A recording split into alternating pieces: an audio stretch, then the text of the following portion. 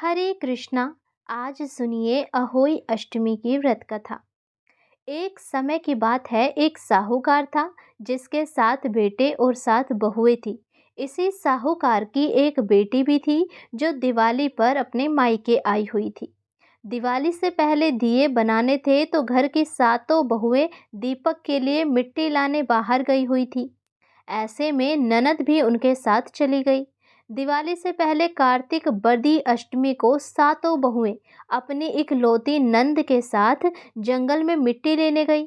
जहां से वे मिट्टी खोद रही थी वहीं पर स्याऊ सेहे की मांद थी। अचानक धोखे में मिट्टी खोदते समय नंद के हाथ से सेही का बच्चा मर गया। इससे स्याऊ को गुस्सा आ गया और स्याऊ ने कहा कि मेरे बच्चों को तूने मारा, अब मैं तेरी कोख बांधूंगी। तब नंद अपनी 7 भाभियों से प्रार्थना करती है कि तुम में से कोई मेरे बदले अपनी कोख बंधवा लो। सभी भाभियों ने अपनी कोख बंधवाने से मना कर दिया, लेकिन छोटी भाभी सोचने लगी, अगर मैंने कोख नहीं बंधवाई तो सासू जी नाराज हो जाएंगी। और ऐसा सोचकर नंद के बदले छोटी भाभी ने अपनी कोख को बंधा लिया।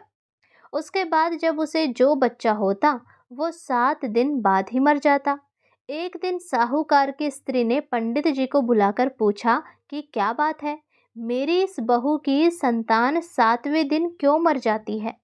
तब पंडित जी ने बहू से कहा कि तुम काली सुरही गाय की पूजा करो। उन्होंने बताया कि दरअसल काली गाय स्याऊ माता की भाईली है, वह तेरी कोख छोड़े तो तेरा बच्चा जिएगा।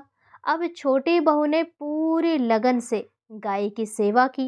वो गौ माता के उठने से पहले ही वहां की सफाई कर जाती।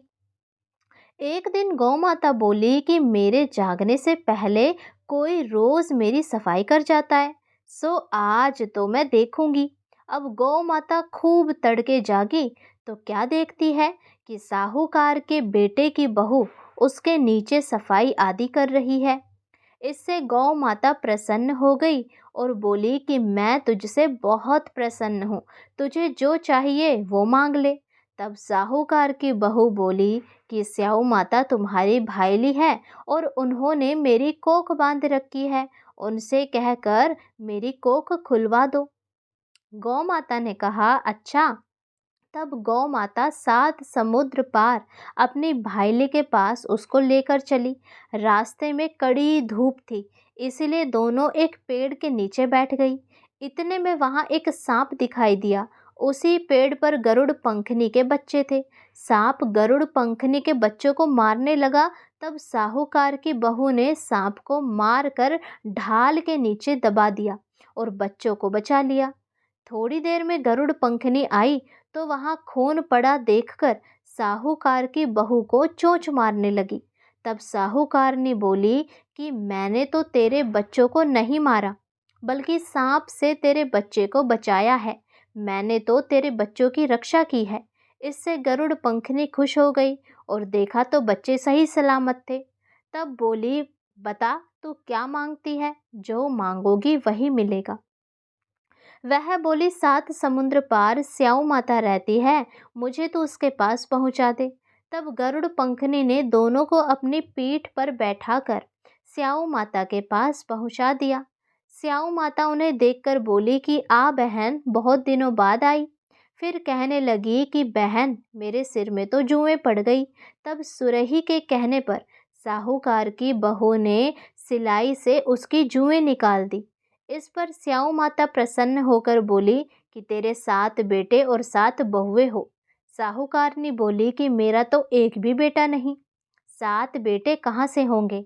स्याऊ माता बोली, वचन दिया है, वचन से फिरूं तो धोबी के कुंड पर कंकरी हूँ। तब साहूकार की बहू बोली, माता मेरी कोख तो तुम्हारे पास बंद पड़ी है। इस पर माता ने कहा कि जा, तेरे घर में तुझे 7 बेटे और 7 बहुएं मिलेंगी। तू जाकर खूब उजमन करना, 7 अहोई बनाकर 7 कढ़ाई करना। वह घर लौट कर आई तो देखा 7 बेटे और 7 बहुएं बैठी है। वो तो बड़ी खुश हो गई। उसने 7 अहोई बनाई, 7 उजमन किए, 7 कढ़ाई की। दिवाली के दिन जेठानियां आपस में कहने लगी, जल्दी जल्दी पूजा कर लो, कहीं छोटी बहू बच्चों को याद करके रोने ना लगे। जब काफी देर तक रोने की आवाज नहीं आई, तो जेठानी ने बच्चों को भेजा, बच्चों जाओ देख कर आओ कि वहाँ चाची क्या कर रही है। तब बच्चों ने वापस आकर बताया कि चाची तो कुछ मांड रही है, खूब उजमन हो रहा है। ये सुनते ही जेठानियां दौड़ी और उसके घर जाकर पूछने लगी कि तुमने कोक कैसे खुद छुड़ाई। वह बोली, तुमने तो कोक बंधाई नहीं, मैंने बंधा ली। अब स्याऊ माता ने कृपा करके मेरी कोख खोल दी। स्याऊ माता ने जिस प्रकार उस साहूकार की बहू की कोख खोली, उसी प्रकार हमारी भी खोलियो। कथा कहने वाले, सुनने वाले, हुंकार भरने वाले तथा परिवार की कोख खोले और सभी की संतान की रक्षा करे। तो बोलो अहोई माता की जय।